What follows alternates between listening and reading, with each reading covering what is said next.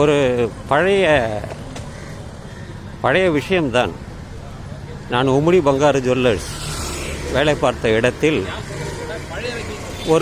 எப்பொழுதுமே ஒரு தகவல் சொல்லுவோம்.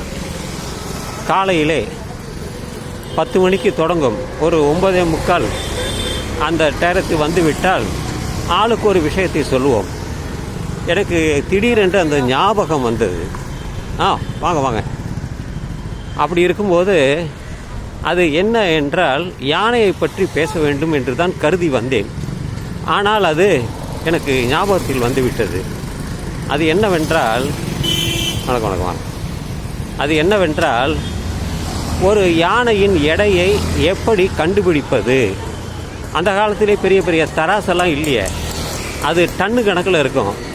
டன்னுனா ஒரு 1000 கிலோ ஒரு டன்னு. அப்போ ஒரு யானை 2 டன்னு இருக்கும், இல்லை 3 டன்னு இருக்கும். அதனுடைய சைஸை பொறுத்து இருக்குது. குட்டின்னா கம்மியாக இருக்கும், பெரிய யானைன்னா இதுவாக இருக்கும். அதனால் எப்படி அதனுடைய எடையை கண்டுபிடிக்கிறது அப்படின்னு சொல்லிட்டு ஒருத்தர் ஒரு பெரிய தராசு இல்லை, ஒரு படகு போல், தோணி போல் அதில் நிற்க வச்சிட்டாரு. அதே போல் அதே சைஸு உள்ள இன்னொரு படகுல கல்லை வச்சு அடுக்குனார்.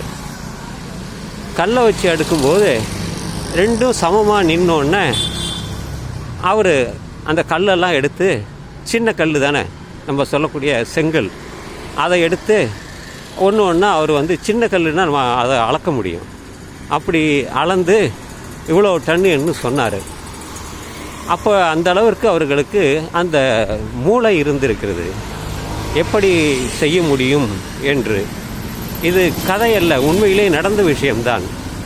அது எனக்கு ஞாபகத்தில் வந்தது. அதனால்தான் இந்த யானையை பற்றி